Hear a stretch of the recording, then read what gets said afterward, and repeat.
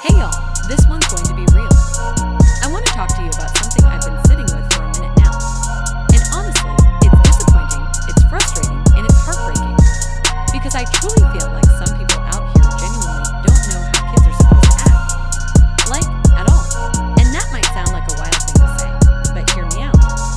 We've got generations of folks walking around thinking that if a child speaks up, expresses themselves, or acts with any kind of spontaneity, then something must be wrong with them. Why? Because some of y'all were raised in homes where you weren't allowed to be children.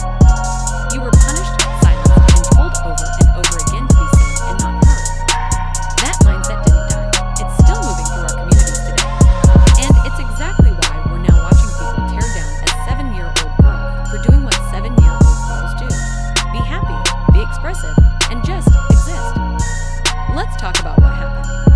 Beyoncé, during her Cowboy Carter tour, decided to do something rare and meaningful. She brought her daughter, Rumi Carter, on stage during the performance of her song Protector, a song that's literally about the love and protection she feels for her children. And it was beautiful. Rumi came out there with all the joy in the world. She waved to the crowd, smiled from ear to ear, and even turned around mid-performance to hug her mom. Beyoncé, caught in that real moment, broke character and hugged her baby right back. And for those few seconds, it felt pure. It felt warm. It felt real. But y'all couldn't let us have it. You took what should have been a celebration of motherhood, of childhood joy, of family connection, and turned it into a cold, mean-spirited analysis of a little girl's behavior. People jumped online immediately, picking apart every move Rumi made. She looks like she's on the spectrum, they said. She's slapping her hand. Something's not right with her, they posted. And suddenly, the comment section went from support to straight-up speculation. Can we talk about this new epidemic? The one where people have suddenly decided they're qualified to diagnose strangers through a screen. Let me be real clear. Autism is not a joke. It's not a buzzword. And it's definitely not something you just toss around casually based on a 10-second clip of a child acting happy on stage. But that's exactly what y'all did. People claimed Rumi's hand movements were proof that she's autistic. That her excitement was abnormal. That she wasn't acting right. Let me tell you something. The only abnormal thing I saw was how grown adults felt so comfortable tearing apart a little child. And even if Rumi were on the spectrum, and again, we don't know that, and it's not anyone's business, that still wouldn't justify the venom you spat at her. The way people act like neurodivergents is something shameful or scandalous is beyond ignorance. It's dangerous. And let's not forget, this isn't the first time y'all have done this. Remember when Blue Ivy was younger? When she was constantly being dragged online just for existing. Her hair was talked about, her face, her expressions. Every time she stepped into the spotlight, there were think pieces and Twitter threads dedicated to criticizing a child, a baby. Beyoncé has spent years shielding her twins, Rumi and Sir, from the public for a reason.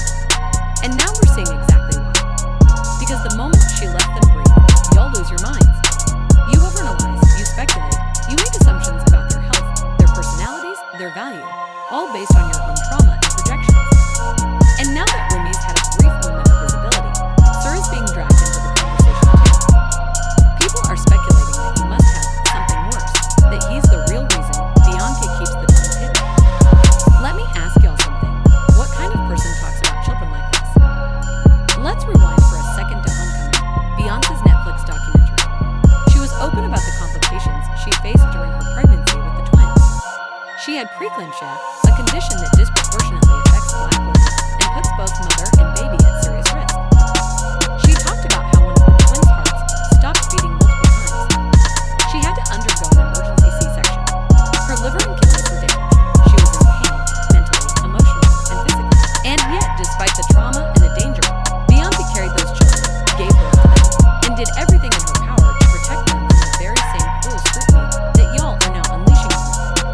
And even though she chose to keep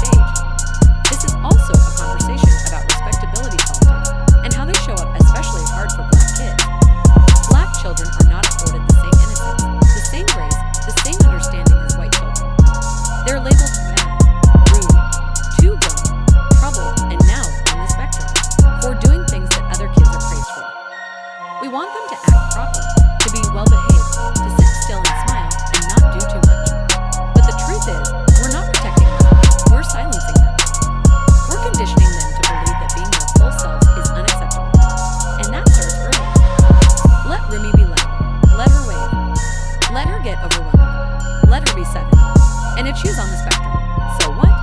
What exactly are you going to do with that information? Start treating her differently. Talk about her behind her back like she's broken or less than, because that's what it sounds like. Let me remind you, autism is not a punchline. It's not something to weaponize. It's not shameful.